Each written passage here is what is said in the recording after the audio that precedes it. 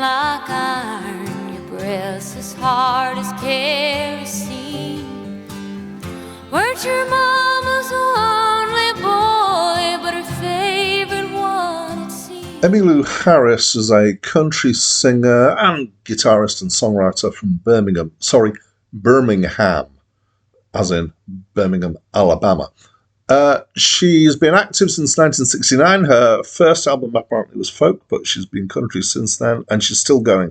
She's had lots of albums and loads of awards. Hi, my name's Dan. So this was an early album, relatively speaking, by Emmylou Harris, and it's an album of country, and that is no surprise at all, I guess. So country is one of those genres that I feel somewhat challenged about, in that for a long time I've maintained that it's a style of music that I don't like. I do have some blind spots with this. So I have a soft spot for Johnny Cash. I have a soft spot for Dolly Parton. And when things move into the bluegrass kind of area, then I am much more engaged.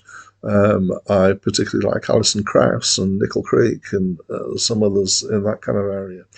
This is very squarely country, and it pretty much is kind of it's got a lot of the country cliches, especially musical. Okay. There is not too bad from my point of view. So some of the things that I really hate about some country are not as bad on this album. So it's not too nasal for a start. She's got a really strong voice, and it's a clear voice. There's some expression in it. Sometimes it starts to lose the definition of the words, partly because she's just a really strong singer, and so the vowels become louder whilst the consonants stay at the same volume generally. Sometimes, especially when there's harmonies going on, it can be a bit harder to make out the words, but generally speaking, it's all very clear because it's country. That's what country tends to be like. Not all of the songs are thoroughly cliched, but most of them are to some extent. I think the worst, it was such a shame. There's a track, When I Stopped Dreaming, which started with some really nice kind of old-styley harmony, and I was like, oh yes, I like this harmony. And then it was a really disappointing song, I have to say. So it's probably the worst. Generally is not as overly emotionally manipulative as some country, and that's the other big strike that I have against country. So songs like Oh No Charge is possibly the worst song in the world. Hello Stranger as a track has some nice mandolin on it.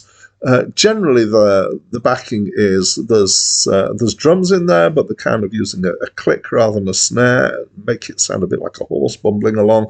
There's the bass that goes dum dum dum dum on the tonic and I can't remember the musical words.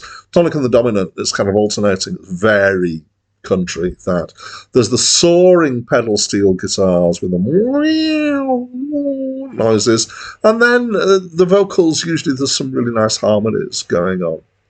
Pace wise, it's mostly unhurried. There are a couple of tracks that are faster. The first track is a faster track, and my favorite track, which I'll mention in a second. Generally it's kind of sweet and clear, but it's just a bit too sweet, really. I think that's the problem. So some of my problem is that there are, I think, genuine concerns I have with country, but some of it is just cultural, in that I grew up in the 70s in Britain, so I don't have the cultural connection to country, but I do have the cultural connection to rock.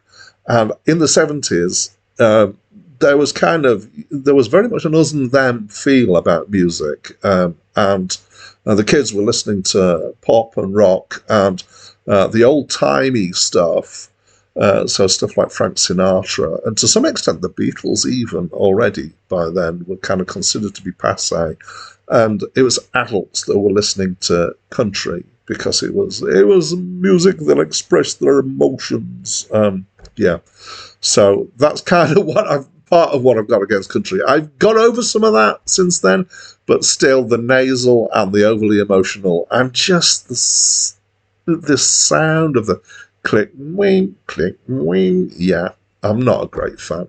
The best track on this album is a more upbeat track, and it's a cover of You Never Can Tell, subtitled C'est la Vie, which is a track by Chuck Berry.